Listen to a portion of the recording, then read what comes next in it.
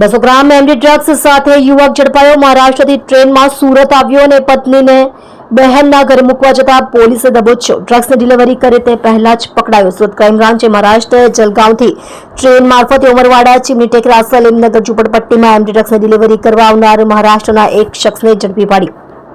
પોલીસે તેઓની પાસેથી ₹19,87,000નો 198.760 ગ્રામ એમડી ડ્રગ્સનો જથ્થો, મોબાઈલ ફોન અને રોકડ ₹1,520 મળે કુલ ₹20,04,000નો મુદ્દામાલ કબજે કર્યો હતો। જ્યારે એમડી ડ્રગ્સ મોકલનાર અને મંગાવનારને વોન્ટેડ જાહેર કર્યો હતો।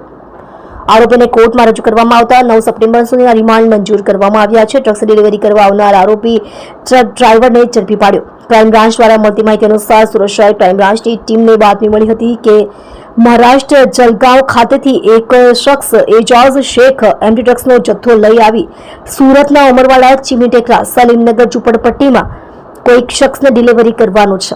આ બાતમીના આધારે સુરત શહેર ક્રાઇમ બ્રાન્ચે ઉમરવાડા ચીમની ટેકરા ખાતે સલીમનગર ઝુંપડપટ્ટીમાં ઘર નંબર 14ના પહેલા માળે રૂમમાં રેડ પાડી એમડી ડ્રગ્સની ડિલિવરી કરવા આવનાર આરોપી ટ્રક ડ્રાઈવર એજાઝ ઉર્ફે છોટિયા ઉસ્માન શેખ રહે ગામ પાલગી સાઠગર મોહલ્લો જિલ્લો જલગાંવ મહારાષ્ટ્ર તેને ઝડપી પાડ્યો છે।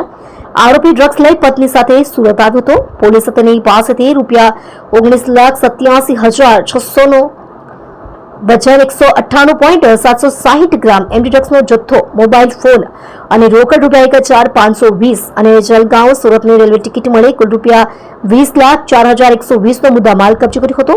પોલીસે આરોપીની એમડી ડ્રગ્સ બાબતે પૂછપરછ કરતા આરોપી એજાઝ એમડી ડ્રગ્સનો જથ્થો કૌટુંબિક ભત્રીજો અબરાર ઉર્ફે હાજી ઉર્ફે જિલ્લાની મુખ્તાર શેખ રહે માસ્ટર કોલોની બોમ્બે બેકરી સામે પાસે જલગાંવ મહારાષ્ટ્ર પાસેથી લઈ આવ્યો હતો।